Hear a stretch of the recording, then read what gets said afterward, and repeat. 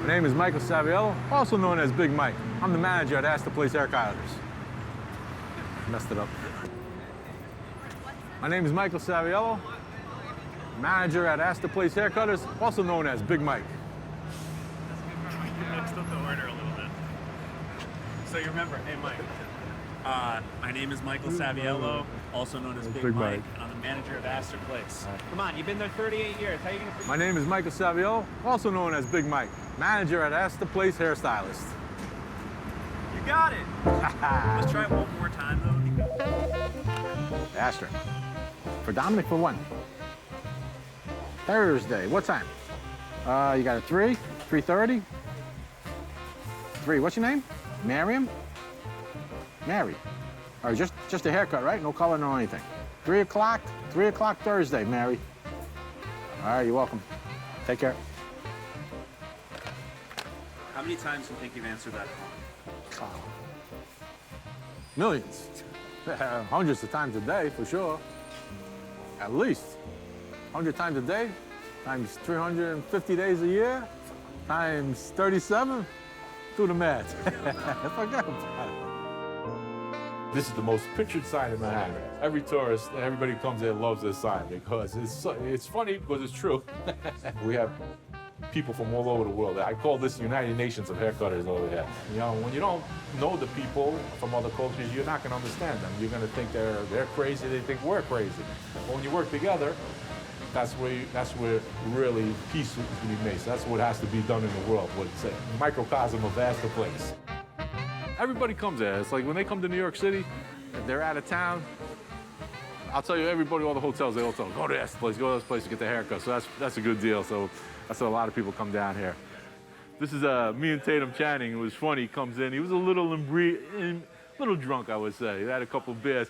And he was talking, and he's like, and I'm looking at him. I said, man, is that Tatum Channing, right? What's that? Tatum Channing? No, Tatum Channing. Channing Tatum. I always get his name mixed up. And here's another funny story. Macaulay Culkin came in, 8 o'clock Sunday morning. He comes in, and he was, look at his face right there. I was like, man, you okay, buddy? He says, yeah, I got to go home. And next thing I know, next day it was in the paper, he was going to rehab.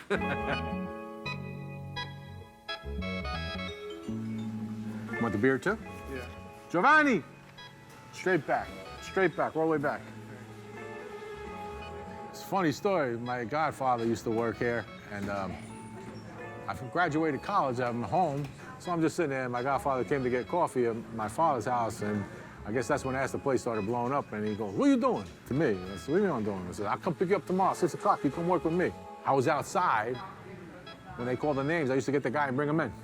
That was like, I was like, what is it? I was like looking at this place, and it was just mayhem. I just came and started waiting, and next thing you know, 1 week went into a month, 1 month went into, and then I liked it, they liked me, and the next thing you know, I've been here 37 years. I only came to work for 2 weeks, that's my story. I would say Speedy's been here at least 25 years, right, Speedy? Never too long. Yeah, Speedy's one of our greatest characters that cuts hair here. That's That motherfucker's still trying to kill me after 28 years. No cursing now. Valentino, how many years have you been here? 50? Almost. Almost 50, probably. Never misses work. Valentino, I've been here every year. I've been here. Maybe it only takes when we're close. That's it. One time went to the hospital for one day and came home. He came from the hospital, came to work the next day. Killer is one. Killer is one. I got her here for Boy Don't Cry. Yeah? Boy Don't Cry, yeah. Wow. The man that's been here for 40 years. 40 years. How many years you been here? I'm 5 years old now. You've been here before me? No, after me. About 36 years probably, right? About 30 years. Alberto used to work upstairs. So this station was upstairs, right? All these pictures, just the way it is. And when we told him that we were going to close upstairs and come downstairs, Alberto was in mourning.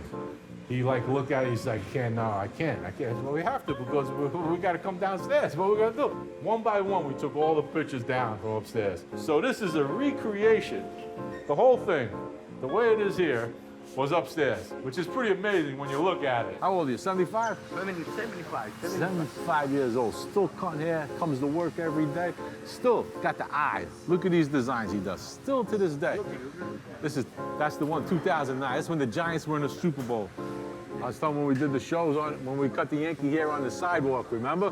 When they won the World Series, they had their truck, they made us plug in to their truck and we were cutting hair, they were filming us right during the parade. All the channels. I remember when I did channel 1, channel 2, channel 5, channel 7.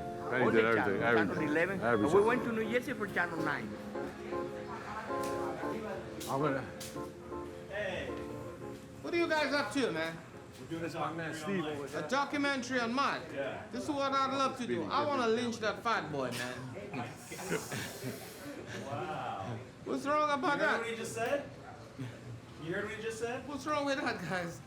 Let's turn the table for a second. I'm gonna man. tell you what, whatever he says, nonsense. Just totally nonsense. Don't listen to anything he says. I would like to Whatever he experience says what is it's the like to opposite. lynch a It's fat the white opposite. guy, man.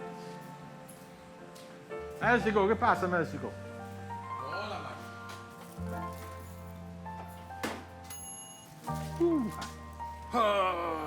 Another day in paradise.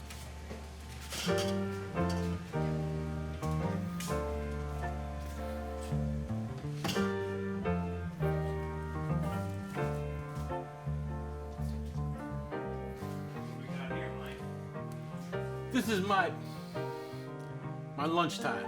A couple months ago, like, it was actually last April. It was right before my birthday. I always had a picture of my wife that I loved. And I said, I'm gonna paint that. I had paints in my house for literally 30 years in a box. I took them here. I was gonna go buy a canvas. And I walked out one day right on Broadway, and there was a big canvas that had like a unicorn spray painted on it. And it said, free. It was like a message. Come one night, I was ready to paint. I was so tired. I was like 10 o'clock at night. I said, this is not the right time. So then I came back one lunchtime. I started painting like last April, and haven't stopped. Hey, there he is. Hey, what's up, bro? What's up, man? Hey, how's it going? Good, how are you?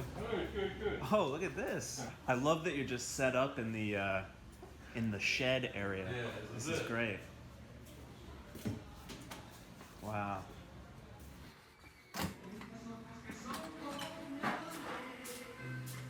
Mexico.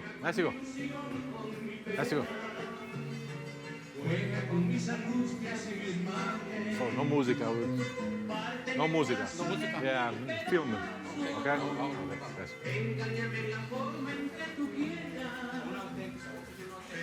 Yes. Okay? Gracias. All right. Karaoke? Very nice. I only come paint back here at lunchtime. I take my shirt off, I bring my wine, I bring my little snack that I see, my sandwich. I sit down and I paint. And this is based on The Kiss, famous painting. Obviously, that's me, a good painting of me, and my wife. The week before my birthday, we found out my wife had breast cancer.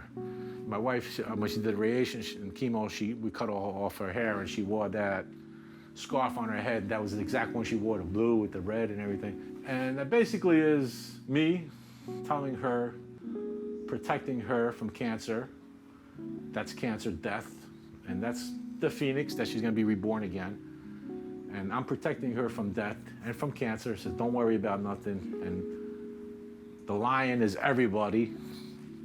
And she's the lamb, that she could sleep peacefully. The lamb always sleeps peacefully. The lion's gonna protect her no matter what. So I gotta put my painting shirt on. Are you filming this too? Yes. Oh my God. I got some serious chi-chis. First thing I do when I come back here, I pour a glass of wine. I sit here and I look at my painting. Oh my God, Mike. You like that? Dude, give me a hug. Holy shit. So, Wow. You got some ambition, motherfucker. I like you, man. always wanted to paint, and I was thinking, and then there was a customer came in. He's my age, same thing, kids, the whole thing, and stockbroker, well off, but he said, I always wanted to write, and I wrote a book. A couple months later, next thing you know, it was one of the best sellers, and it blew up. So then at the same time, I wanted to paint, I'm thinking, why? You're never too old to do anything, You don't have time, you gotta make time.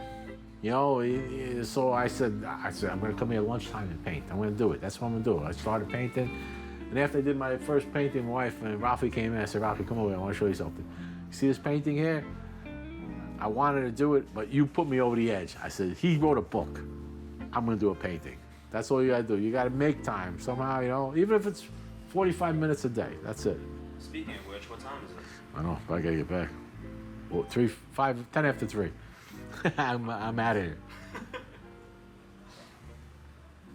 Glad having lunch with you guys. I didn't even get to eat. Not bad. All right. That's enough now. I gotta get back to work. All right, guys. Nice meeting you. So you like your painting or what?